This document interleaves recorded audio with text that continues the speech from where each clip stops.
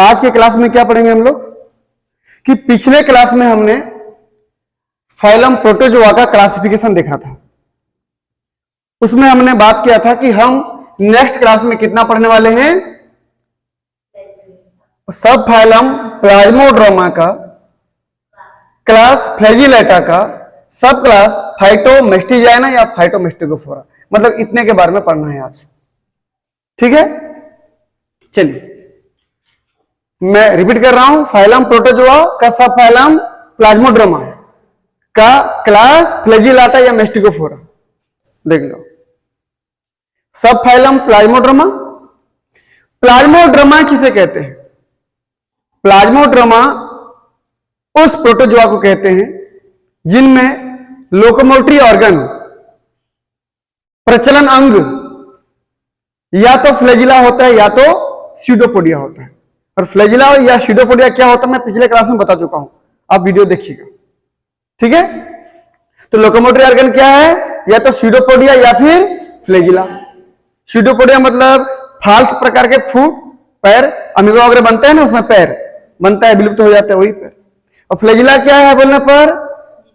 हाँ, जिसके शरीर में एक या दो की संख्या में या ज्यादा भी हो सकते हैं, लंबी लंबी व्हीप लाइक स्ट्रक्चर, चाबुक नुमा संरचना पाई जाती है, वो उसका प्रचलन अंग है। यूग्लिना में होता है, पढ़े हम लोग। ये दूसरा क्या होगा देखिए तो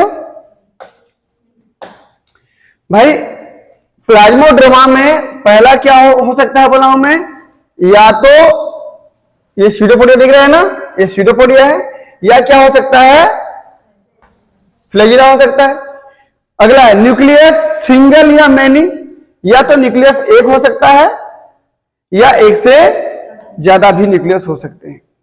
न्यूट्रिशन कैसे हो सकता है? ऑटोट्रॉफ या हेटरोट्रॉफ। ऑटोट्रॉफ मतलब स्वयं पोषी बोलते हैं हिंदी में ना, मतलब जो अपना खाना, अपना भोजन स्वयं बनाता हो, खुद फोटोसिंथेसिस करता हो, किसी और के ऊपर डिपेंड न रहता हो, तो इसको ऑटोट्रॉफ कहते हैं।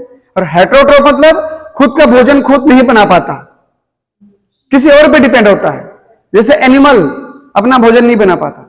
आप ये मत समझना हम तो बना लेते हैं सर, किचन में जाके हम कढ़ाई में, गैस चूल्हा में लगा करके मसाला डाल के बना लेते हैं। नहीं, मैं बोल रहा हूं वो जो जिस चावल को पकाते हो, जिस मसाले को पकाते हो, जिस आलू को पकाते हो, उसको आपने बनाया क्या? नहीं, उसको प्लांट ने बनाया। तो प्लांट क्या हुआ? ऑटोट्रोफ। आप क्या हुए? प्लांट के द्वारा बनाए हुए भोजन को खा रहे हो ना, तो आप हेटरोट्रोफ। तो ऑटोट्रोफ मतलब जो अपना भोजन खुद सिंथेसाइज कर पाए, और जो दूसरे के सिंथेसाइज भोजन को लेता है वो हेटरोट्रोफ कहलाता है। ठीक है ना, हिंदी में इसको स्वयं पोषी बोलते हो, इसको विषम पोषी के नाम से जानते हो। अगला एसेक्सुअल रिप्रोडक्शन। भाई एसेक्सुअल रिप्रोडक्शन मतलब क्या होता है? ये मान लीजिए कोई एक ऑर्गेनिज्म है, ठीक है ना, इस ऑर्गेनिज्म को ये एक था, अभी मैं बोला इसको ये दो बन गए। कैसे बन गए? बीच से टूट गया, से दो भागों में दो बन गया। देखिए दिख रहा है ना, कैसे करके बना? क्या इसको इन दो ऑर्गेनिज्म को बनाने के लिए स्पर्म या ओवम ने भाग लिया? नहीं। किसी प्रकार के गैमिट ने भाग लिया क्या? नहीं, ये टूट करके बन गए दो भागों में। तो एसेक्सुअल रिप्रोडक्शन। एसेक्सुअल मतलब अलैंगिक प्रजनन। अलैंगिक मतलब जिसमें ना तो स्पर्म या ना तो ओवम, शुक्राणु, अंडाणु बोलते हो ना, वो यदि भाग नहीं लेते हैं और उनकी संख्या बढ़ती जाती है तो उसको क्या कहते हो? अलैंगिक प्रजनन, एसेक्सुअल रिप्रोडक्शन। तो इसमें एसेक्सुअल रिप्रोडक्शन देखने को मिलता है। जैसे पहला बाइनरी फिजन, जैसे बीच से दो भाग में टूट गया, दो ऑर्गेनिज्म इसके जैसे दो बन गए, उसको बाइनरी फिजन बोलते हो। या मल्टीपल फिजन। मल्टीपल फिजन क्या होता है? देखिए जैसे मैं बोला अमीबा का इतना टुकड़ा टूट गया, ये एक नया अमीबा बना देगा, ये टुकड़ा टूट गया, ये अमीबा बना देगा, ये टुकड़ा टूट गया, ये नया अमीबा बना देगा, इसको मल्टीपल फिजन बोलते हो। समझ रहे हो ना? बहुत जगह पे इसका शरीर टूट टूट करके नया नया ऑर्गेनिज्म बनाएगा, तो क्या कहेंगे उसको हम? Multiple fission. तो ये क्या हो गया? टोटली क्या हो गया? ये एसेक्सुअल रिप्रोडक्शन है ना, ये एसेक्सुअल रिप्रोडक्शन हो गया। अगला हम बात करें क्या है भाई? Sexual reproduction. सेक्सुअल रिप्रोडक्शन जो वास्तविक सेक्सुअल रिप्रोडक्शन होता है ना, उसमें गैमिट भाग लेते हैं, स्पर्म और ओवम भाग लेते हैं। लेकिन चूंकि प्रोटोजोआ तो खुद एक कोशिकीय है, एक कोशिका का बना हुआ है, और उसका फिर स्पर्म और ओवम कैसे बनेगा? जब खुद एक कोशिका का है तो स्पर्म कैसे बनेगा? क्योंकि स्पर्म भी एक प्रकार की कोशिका है, ओवम भी एक प्रकार की कोशिका है, और ये ऑर्गेनिज्म खुद, प्रोटोजुआ खुद एक कोशिका का बना हुआ है। तो क्या वास्तविक गैमेट बनेंगे इसके? नहीं बनेंगे। गैमेट जैसे स्ट्रक्चर न्यूक्लियस बनेंगे। हाँ, दो न्यूक्लियस, एक मैक्रोन्यूक्लियस एक माइक्रोन्यूक्लियस आपस में फ्यूज हो गए, या माइक्रोन्यूक्लियस आपस में फ्यूज हो गए, न्यूक्लियस फ्यूज होते हैं। तो गैमेट लाइक स्ट्रक्चर पाई जाते हैं, गैमेट जैसी संरचनाएं पाई जाती हैं। गैमेट, रियल गैमेट, वास्तविक गैमेट नहीं पाया जाता। देख लीजिए, सेक्सुअल रिप्रोडक्शन में gamete fusion but real gamete not form. Gamete तो फ्यूज होते हैं, न्यूक्लियस फ्यूज होते हैं, लेकिन वास्तविक गैमेट यहां पर नहीं पाई जाती। जिससे आप बोलते हो कि स्पर्म और ओवम फ्यूज होते हैं और जागोट बनाते हैं, तो ऐसे यहां पर स्पर्म ओवम नहीं मिलेंगे, बाकी दो न्यूक्लियस मिलकर फ्यूज होकर एक नया ऑर्गेनिज्म बनाएंगे। ठीक है, तो अगला क्या, लाइफ साइकिल कैसे हुआ कि इन ऑर्गेनिज्म में कभी कभी एसेक्सुअल रिप्रोडक्शन चल रहा है, अलैंगिक प्रजनन, तो कभी कभी लैंगिक प्रजनन चल रहा है। तो अलैंगिक और लैंगिक दोनों एक दूसरे के बाद आ रहे होंगे, पहले अलैंगिक चल रहा होगा, फिर लैंगिक, फिर अलैंगिक, फिर लैंगिक, तो इसको बोलते हो, इसका लाइफ साइकिल क्या हुआ? Alternation of generation. Alternation of generation मतलब कभी कभी ये ऑर्गेनिज्म एसेक्सुअल रिप्रोडक्शन द्वारा अपनी संख्या बढ़ाते हैं, तो कभी कभी सेक्सुअल रिप्रोडक्शन द्वारा अपनी संख्या बढ़ाते हैं, फिर एसेक्सुअल, फिर सेक्सुअल। इस प्रकार से जब ये अल्टरनेट तरीके से अपनी संख्या बढ़ाते जाते हैं, उसको क्या बोलते हो आप? Alternation of generation. समझ में आया? अगला क्या भाई, देखिए तो फाइलम, सब फाइलम प्लाज्मोड्रामा। सब फाइलम प्लाज्मोड्रामा के कितना क्लासेस हैं? 4 क्लासेस। पहला क्लास क्या है भाई? फ्लैजिलाटा या मैस्टिगोफोरा। दूसरा क्लास क्या है? सार्कोडीना। तीसरा क्लास क्या है? स्पोरोजोआ। चौथा क्लास क्या है? ओपेलिनाटा। तो आज हम बात करेंगे पहला क्लास की, क्लास फ्लैजिलाटा या मैस्टिगोफोरा। क्लियर है? पहला क्लास क्या है बताइए? फ्लैजिलाटा या, और दूसरा या फिर मैस्टिगोफोरा। फ्लेग्रम, फ्लेग्रम का मतलब क्या होता है भाई? फ्लेग्रम का मतलब होता है ए व्हीप, एक चाबुक जैसी संरचना, या मैस्टिक्स का मतलब होता है ए व्हीप, मतलब चाबुक जैसी संरचना। तो आप फ्लैजिलाटा में फ्लैजिलेट की बात करो, उसका मतलब है चाबुक जैसी संरचना। मैस्टिगोफोरा में मैस्टिक्स का मतलब होता है व्हीप, व्हीप मतलब चाबुक जैसी संरचना। दोनों का मतलब क्या है? एक चाबुक जैसी संरचना पाए जाने वाला स्ट्रक्चर, पाए जाने वाला प्रोटोजोआ क्या कहलाएगा? फ्लैजिलाटा या मैस्टिगोफोरा में आएगा। ठीक, तो इसके कैरेक्टर क्या क्या देखिए तो चलिए, मैं यहां पर बहुत सिंपल सा डायग्राम बना रहा हूं। मान लीजिए ये कोई ऑर्गेनिज्म है, ठीक है ना? एक एक करके देखते हैं हम इसमें। पहला बोल रहा है प्रोटोप्लाज्म। प्रोटोप्लाज्म मतलब ये हो गया, इसके अंदर जितना भी लिक्विड वाला पार्ट है सब क्या है? प्रोटोप्लाज्म है। इस प्रोटोप्लाज्म को 2 भाग में डिवाइड किया गया। भाई सबसे पहले तो अंदर न्यूक्लियस बना दूं मैं, ऐसे न्यूक्लियस है ना, ये divided into ectoplasm and endoplasm. यहां पर अंदर की तरफ डेंस वाला, घना वाला साइटोप्लाज्म मिलेगा, इसको मैं क्या बोलता हूं? एंडोप्लाज्म। और बाहर की तरफ पतला वाला साइटोप्लाज्म मिलेगा, उसको क्या बोलता हूं मैं? एक्टोप्लाज्म। दोनों मिला के क्या कहलाएंगे? प्रोटोप्लाज्म। ये हो जाएगा हमारा बाहर वाला, क्या हो जाएगा? एक्टोप्लाज्म। अंदर वाला क्या हो जाएगा? डेंस है, एंडोप्लाज्म। दोनों मिला के क्या हो जाएगा? प्रोटोप्लाज्म। ये दोनों मिला क्या है? प्रोटोप्लाज्म। प्रोटोप्लाज्म, ठीक है ना? ये हो गया पहला कैरेक्टर। अगला पेलिकल या क्यूटिकल, आउटर बॉडी लेयर। ये जो भी ऑर्गेनिज्म आपको दिखाई दे रहा है, इस ऑर्गेनिज्म के बाहर की तरफ जो पतला सा लेयर दिख रहा होगा, ये क्या कहलाएगा? पेलिकल कहलाता है। पतला सा मेम्ब्रेन दिख रहा है ना आपको, बॉडी के बाहर का कवर लेयर क्या कहलाता है? ये पेलिकल कहलाता है, या क्या कहलाता है? क्यूटिकल।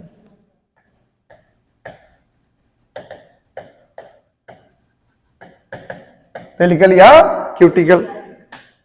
अगला क्या देखिए भाई, अगला nucleus single but macro nucleus absent.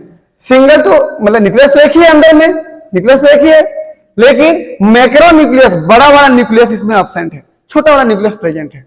मतलब जो न्यूक्लियस प्रेजेंट है वो क्या है, माइक्रो न्यूक्लियस। ये कौन सा न्यूक्लियस है, ये माइक्रो न्यूक्लियस, माइक्रो न्यूक्लियस मतलब मैक्रो मतलब बड़ा होता है, बड़ा वाला न्यूक्लियस यहां पर एब्सेंट है। ठीक है, अगला कैरेक्टर क्या देखिए तो लोकोमोटरी ऑर्गन फ्लैजिला या स्यूडोपोडिया। इसमें या तो फ्लैजिला होगा या तो स्यूडोपोडिया होगा, दोनों में से कोई एक होगा ना।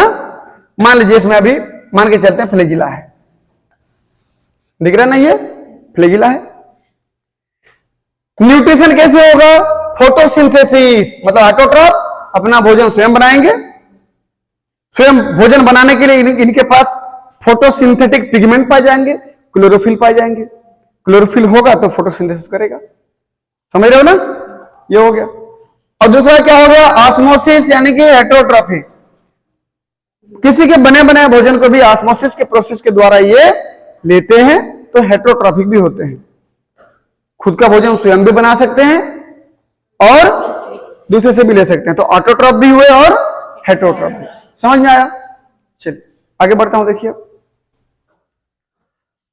हाँ, इसमें देखिए तो दो सब क्लासेस है इसके।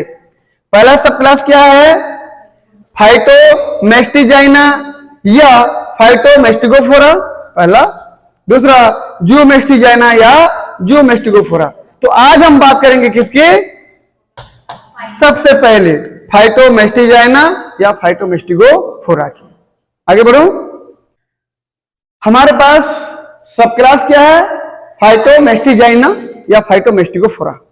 ठीक, फाइटो शब्द आ रहा है, फाइटो मतलब होता है प्लांट, फाइटो मतलब क्या होता है, प्लांट।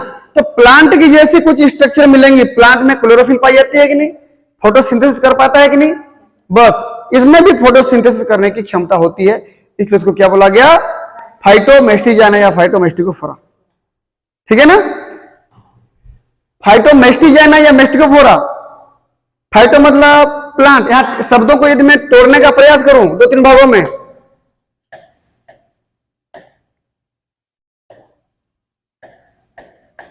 फाइटोमेस्टिजाइना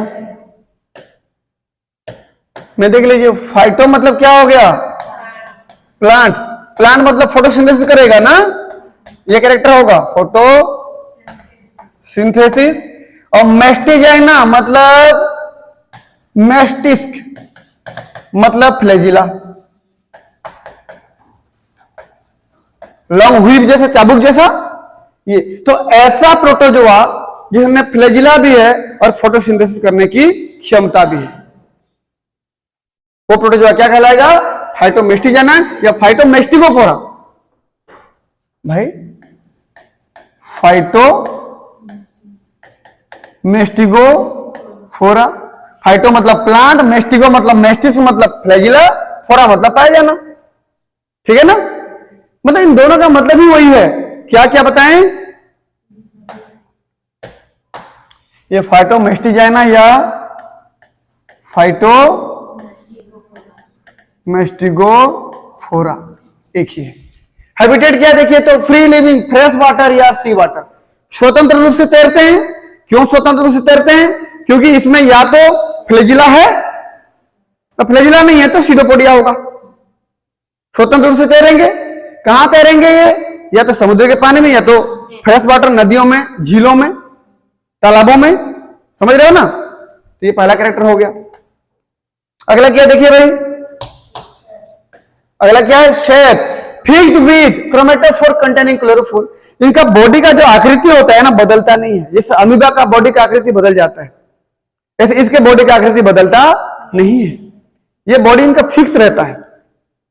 और बॉडी में क्या पाई जाती है, क्लोरोफिल। अभी बोला हूं कि नहीं, ये देखो क्लोरोफिल है मतलब क्या करेगा, फोटोसिंथेसिस, मतलब ऑटोट्रॉफ हो जाएगा ना अब तो। ठीक है ना, अगला न्यूट्रिशन, भोजन कैसे होता है, होलोफाइटिक। होलोफाइटिक मतलब क्या हो गया, होलो मतलब कंप्लीट, फाइटिक मतलब प्लांट, कंप्लीट प्लांट जैसी स्ट्रक्चर है, टोटली फोटोसिंथेसिस करके अपना भोजन स्टोर करता है, अपना भोजन स्वयं बनाता है। फोटोसिंथेसिस वाला हो गया। होलोफाइटिक मतलब प्लांट, होलो मतलब कंप्लीट प्लांट जैसा है ये भी, ठीक है ना। Food material stored in the form of paramylon and starch. ये जब फोटोसिंथेसिस करते हैं तो जब खाना बना लेते हैं, कार्बोहाइड्रेट का सिंथेसिस कर लेते हैं, तो भोजन को जमा करके रखते हैं, स्टोर करके अपने बॉडी के अंदर, या तो वैक्यूल में जमा करके रखते हैं या तो प्लास्टिड में जमा करके रखते हैं। किस फॉर्म में जमा करके रखते हैं? या तो स्टार्च के रूप में या तो पैरामाइलिन के रूप में। भोजन का प्रकार है, समझ में आया ना। चलिए, फ्लैजिला क्या होगा? 1, 2 या मोर, 1, 2 या 1 से 2 से अधिक, 1, 2 या 2 से अधिक। इनके कितने ऑर्डर है भाई हमारे पास? 5 ऑर्डर है। क्या क्या है? क्राइसोमोनाडिना, क्रिप्टोमोनाडिना, यूग्लिनोइडिना, फाइटोमोनाडिना, डाइनोफ्लैजिलेटा। 5 हैं। इन 5 को अलग अलग यदि हम पढ़ेंगे ना, हमको याद कर पाना मुश्किल हो जाएगा। इसलिए हम क्या करेंगे, इन 5 को 5 कॉलम में बना लेंगे और 5 कॉलम इनको कंपेयर कर दे, क्या क्या इसमें है क्या क्या नहीं है, तो आप जल्दी बता दोगे, जल्दी समझ में आ जाएगा आपको, ठीक है। चलिए आगे बढ़ते हैं। ये देखिए, आप देख पा रहे हैं ना, पहला कॉलम सीरियल नंबर है, दूसरा कॉलम कैरेक्टर है, तीसरा कॉलम में 5 ऑर्डर। अभी बोला हूं पहला ऑर्डर क्राइसोमोनाडिना। क्राइसोमोनाडिना को किस नाम से जानते हैं? क्राइसोफाइटा या गोल्डन एल्गी, क्योंकि ये एल्गी जो रहते हैं ये गोल्डन ब्राउन कलर के दिखते हैं। देखो गोल्डन ब्राउन कलर के दिखते हैं ये। अगला क्रिप्टोमोनाडिना या क्रिप्टोफाइटा या क्रिप्टोप्रोटिस्ट इसका नाम है। अगला यूग्लिनोइडिना, यूग्लिनोफाइट्स। अगला फाइटोमोनाडिना, वोल्वोकेल्स। अगला डाइनोफ्लैजिलेटा, पायरोफाइटा, फायर एल्गी या फास्फोरेसेंट। मतलब ये एल्गी ऐसे दिखते हैं कि कोई लाइट प्रोड्यूस कर रहे हैं, इस प्रकार से दिखाई देते हैं ये। पायरो मतलब कलर, लाइट होता है, लाइट, समझ रहे हो ना, रेडिएशन। तो ऐसे लगता है कि ये डाइनोफ्लैजिलेटा कोई रेडिएशन प्रोड्यूस कर रहा है, इस टाइप से दिखाई देता है। इसलिए उसको क्या बोलते हो? पायरोफाइटा या फायर एल्गी। ऐसा लग रहा है जैसे आग जलता है तो कैसे रोशनी बाहर फेंकता है, ऐसे दिखाई देता है, ठीक है ना। चलिए कैरेक्टर मैच करते जाते हैं। सबसे पहला पेलिकल। पेलिकल क्या था? बॉडी के बाहर का कवर था ना। तो इसमें कैसा है? क्राइसोमोनाडिना में प्रोटीनेसियस, थिन, फ्लेक्सिबल। प्रोटीन का बना हुआ है, बहुत पतला सा है और फ्लेक्सिबल है, लचीलापन है इसमें। क्रिप्टोमोनाडिना में प्रोटीनेसियस, थिक, रिजिड। इसमें भी प्रोटीन का बना हुआ है लेकिन मोटा सा है संरचना और फ्लेक्सिबल नहीं है, रफ टफ है, फ्लेक्सिबल नहीं है, मतलब वो इसकी स्ट्रक्चर सीमित हो गया। समझ रहे मेरी बात? मैं किसकी बात कर रहा हूं जी? यहां पेलिकल की बात कर रहा हूं। देखो पेलिकल ऑर्गेनिज्म ऐसा था, ये ऑर्गेनिज्म ऐसा था। इसके बाहर का पेलिकल देखो तो बहुत ही थिन था, बहुत ही थिन था, ऐसे पतला सा था, जबकि इसके बाहर का स्ट्रक्चर मोटा था। समझ में आया ना? ये फ्लेक्सिबल था, ये फ्लेक्सिबल नहीं था, कठोर था। अगला यूग्लिनोइडिना में ठीक था, प्रोटीनेसियस, मोटा और प्रोटीन का बना हुआ है। ये फाइटोमोनाडिना में, फाइटो मतलब प्लांट समझ लीजिए आप। अब प्लांट में जो सेल वाल होती है सेलुलोज की बनी होती है, बस इसीलिए ये सेलुलोजिक रिजिड है, सेलुलोज की बनी हुई है और कठोर है, ठीक है। डाइनोफ्लैजिलेट, इसका भी किसका बना हुआ है? सेलुलोज का बना हुआ है और कठोर है, रिजिड है। तो पेलिकल समझ में आया सबका? अगला प्लास्टिड या क्रोमेटोफोर। प्लास्टिड मतलब जिससे वो अपना फोटोसिंथेसिस करेगा, उस प्लास्टिड की बात कर रहा हूं। भोजन बनाएगा अपना, जिसमें क्रोमेटोफोर होगा, जिसमें क्लोरोफिल होगा, उस प्लास्टिड की बात कर रहा हूं।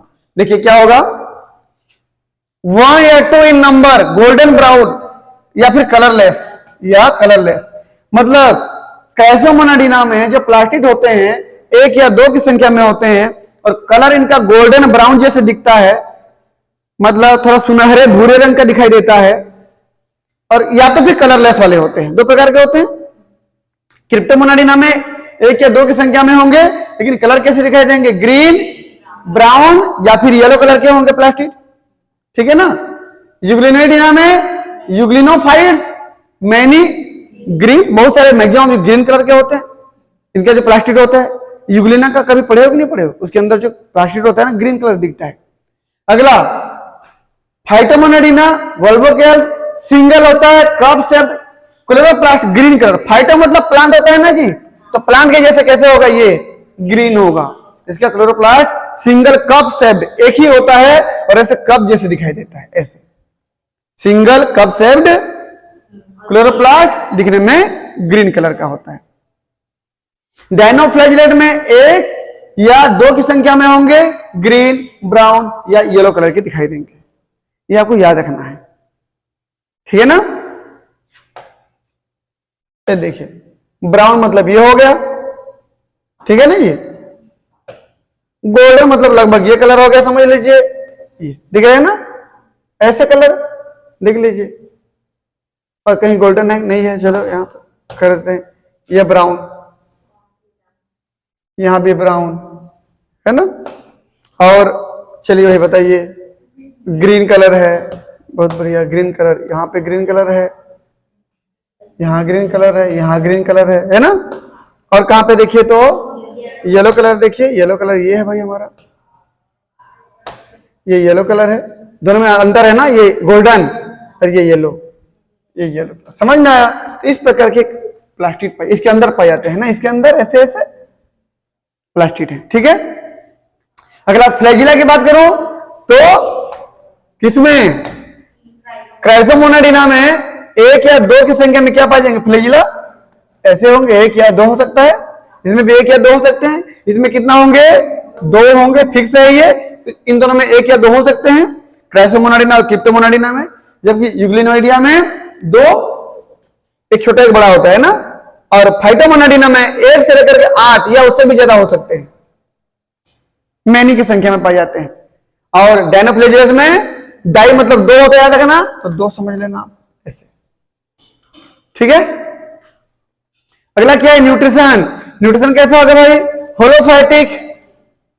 होलोफाइटिक मतलब ऑटोट्रॉफिक बोला हो ना, होलो मतलब कंप्लीट, फाइटिक मतलब प्लांट जैसा, कंप्लीट प्लांट जैसा काम करता है, खुद अपना फोटोसिंथेसिस करता है, ठीक है ना। तो उसको क्या बोल सकते हो आप, ऑटोट्रॉफिक या फोटोसिंथेटिक, फोटोसिंथेसिस करता है। ये भी होलोफाइटिक होता है, कौन, क्रिप्टोमोनाडिना। तो क्रिप्टोमोनाडिना होलोफाइटिक भी हो सकता है। और सेप्रोफाइटिक मतलब सड़े गले पदार्थों से अपना भोजन लेता है, समझ में आया ना। तो क्या कहते हैं उसको हम लोग, सेप्रोफाइटिक। यूग्लिनोइडिना में क्या है देखिए तो, होलोफाइटिक मतलब ऑटोट्रॉफिक या फोटोसिंथेटिक, जो बोलो देखिए। अगला फाइटोमोनाडिना में होलोफाइटिक एंड सेप्रो, क्या, सेप्रोफाइटिक। होलोफाइटिक मतलब खुद फोटोसिंथेसिस करना, सेप्रोफाइटिक मतलब सड़े गले पदार्थों से भोजन को प्राप्त करना, ठीक है ना। अगला डायनोफ्लैजिलेट्स, होलोफाइटिक भी होते हैं और सेप्रोफाइटिक। समझ में आ गया नहीं है। चलिए अगला क्या हमारे पास है, स्टोर्ड फूड। जब ये फोटोसिंथेसिस कर रहे हैं, देखो सब में कहीं ना कहीं किसी न किसी प्रकार के प्लास्टिड हैं, मतलब सब में क्लोरोफिल है, मतलब सब कहीं ना कहीं किसी न किसी प्रकार से भोजन सिंथेसिस अपना कर रहे हैं। तो अलग बात है, उसमें भोजन सिंथेसिस करने के बाद कुछ सड़े गले पदार्थों से भी अपना भोजन ले रहे हैं। लेकिन जो भोजन सिंथेसिस कर रहे हैं खुद, स्टोर भी तो करेंगे कहीं ना कहीं। स्टोर किस फॉर्म में करते हैं, तो सबसे पहले क्राइसोमोनाडिना देखिए तो अपने वैक्यूल्स में स्टोर करता है। कहां पे, वैक्यूल्स में। किस फॉर्म में स्टोर करते हैं भाई, वैक्यूल्स में कौन से फॉर्म में स्टोर करके रखेगा, देखिए वैक्यूल समझते हो ना। तो इस क्राइसोमोनाडिना के जो सेल्स होते हैं उसके अंदर छोटी छोटी कैविटी पाई जाती है, उस कैविटी के अंदर जमा कर करके रखता है, उसको वैक्यूल कहते हैं। वैक्यूल के अंदर जमा करके क्या रखता है, जिस भोजन को जमा करके रखता है उसका नाम है ल्यूकोसिन। नाम क्या है, ल्यूकोसिन या क्राइसोलेमिनरीन, ठीक है ना। एक प्रकार के क्या है ये, पॉलीसेकेराइड हैं। तो क्राइसोमोनाडिना के जो प्रोटोजोआ होते हैं फोटोसिंथेसिस करने के पश्चात अपने भोजन को वैक्यूल के अंदर या तो ल्यूकोसिन या क्राइसोलेमिनरीन के रूप में जमा कर करके रखते हैं, जो कि एक प्रकार के पॉलीसेकेराइड्स होते हैं, ठीक है। अगला क्या बताइए तो, क्रिप्टोमोनाडिना। ये स्टार्च ग्रेन्यूल इन क्लोरोप्लास्ट, ये क्लोरोप्लास्ट के अंदर स्टार्च के रूप में जमा करते हैं। अगला यूग्लिनोइडिना, ये पैरामाइलन के रूप में जमा करते हैं, पैरामाइलन के रूप में, उसका नाम ही पैरामाइलन है, उस भोजन का नाम, ठीक है ना, जो एक प्रकार का स्टार्च होता है। अगला फाइटोमोनाडिना, स्टार्च के रूप में जमा करके रखते हैं, ठीक है ना। अगला डायनोफ्लैजिलेटा, स्टार्च ग्रेन्यूल या स्टार्च के जैसे कंपाउंड या फिर किसी ऑयल के रूप में, ऑयल के फॉर्म में जमा करके रखते हैं। तो सबने अपना अपना भोजन अलग अलग तरीके से जमा किया कि नहीं, ठीक है ना। आगे बढ़ो। हाँ, अगला हमारे पास क्या देखिए तो अगला वही क्रासोमोनाडिना, क्रिप्टोमोनाडिना, यूग्लिनोइडिना, फाइटोमोनाडिना, डायनोफ्लैजिलेटा, यही पांचों हैं। अगले स्लाइड में क्या देखिए, अगला कैरेक्टर क्या है कि स्यूडोपोडिया कहां कहां पे है भाई, स्यूडोपोडिया, अगला कैरेक्टर देख लो, स्यूडोपोडिया। क्रासोमोनाडिना में स्यूडोपोडिया पाए जाते हैं, काम क्या करते हैं, फॉर लोकोमोशन या फूड इनगल्फ। या तो ये स्यूडोपोडिया उस ऑर्गेनिज्म को आगे बढ़ने में मदद करते हैं या भोजन को कैच करके पकड़ करके अंदर इनगल्फ करने में मदद करते हैं, समझ रहे हो ना। दूसरा, क्रिप्टोमोनाडिना में जनरली क्या होते हैं, नहीं पाए जाते, यूग्लिनोइडिना में नहीं पाए जाते, फाइटोमोनाडिना में भी स्यूडोपोडिया नहीं पाए जाते, डायनोफ्लैजिलेटा में स्यूडोपोडिया नहीं पाए जाते। मतलब स्यूडोपोडिया कहां पे है, क्रासोमोनाडिना में। का काम क्या करता है, लोकोमोशन, गति करने में, आगे बढ़ने में मदद करना, भोजन को निगलने में मदद करना। लेकिन बाकी सब के पास नहीं है, तो वो कैसे करके लोकोमोशन करते होंगे, फ्लैजिला तो है ना उनके पास, समझ रहे हो ना। चलिए अगला क्या बताया मुझे, रिप्रोडक्शन। ये एसेक्सुअल रिप्रोडक्शन अभी बात किए थे हम लोग। ऐसे एक ऑर्गेनिज्म था, ये क्या हुआ देखिए भाई, 20 दफा में टूट गया और ये दो बन गया, बाइनरी फ्यूजन करा था। पूरी लंबाई में टूट जाते हैं तो बाइनरी फ्यूजन, समझ रहे हो ना। ये कोई ऑर्गेनिज्म ऐसे लंबा था, ऐसे टूट गया दो भागों में, दो बन गए तो बाइनरी फ्यूजन। तो ये एसेक्सुअल रिप्रोडक्शन करता है। क्रिप्टोमोनाडिना भी एसेक्सुअल रिप्रोडक्शन, माइटोसिस और साइटोकाइनेसिस प्रोसेस करके, ये भी एसेक्सुअल हो गया। यूग्लिनोइडिना भी एसेक्सुअल रिप्रोडक्शन बाइनरी फ्यूजन द्वारा, फाइटोमोनाडिना भी asexual reproduction binary fusion and multiple fusion द्वारा।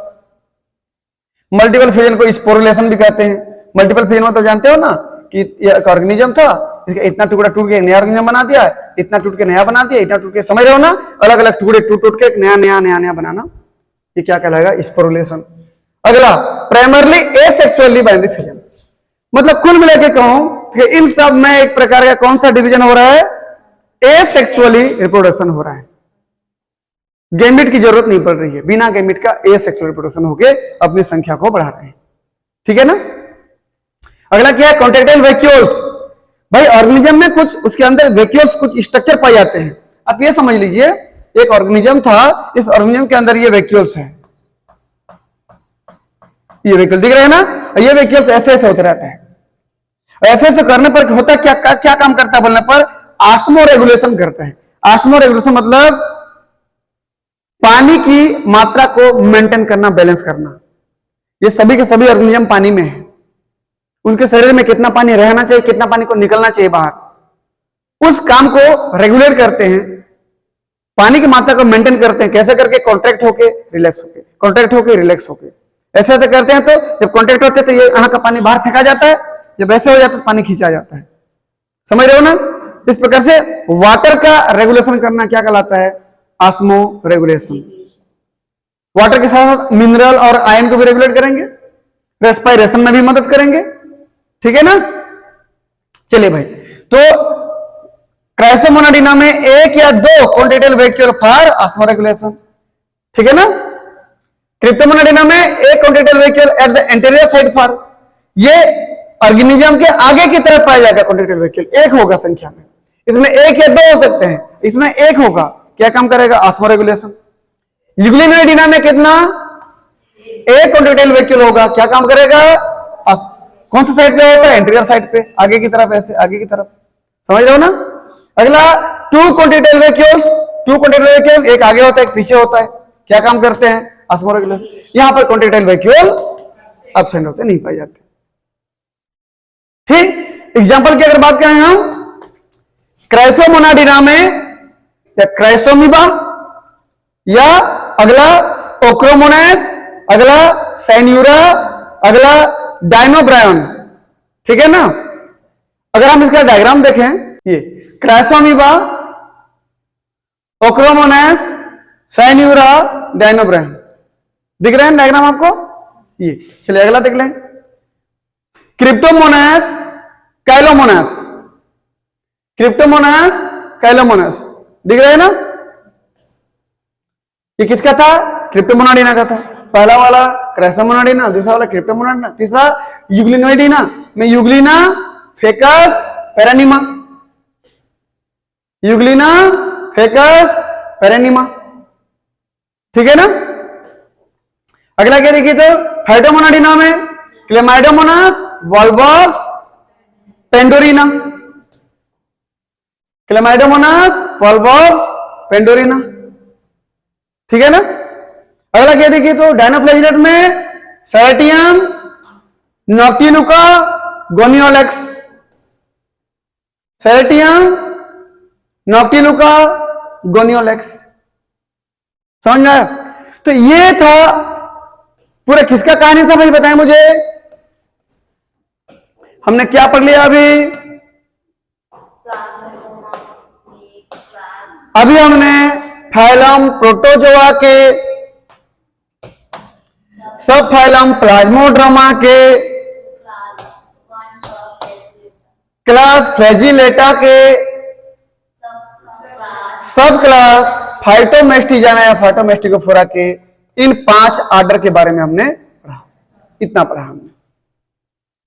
मैं चाहता हूं अगला क्लास जब आप आए तो इतना को पढ़ लिए रहे हैं और ज़ूमेस्टिजाना के इतना नाम याद कर लिए रहे।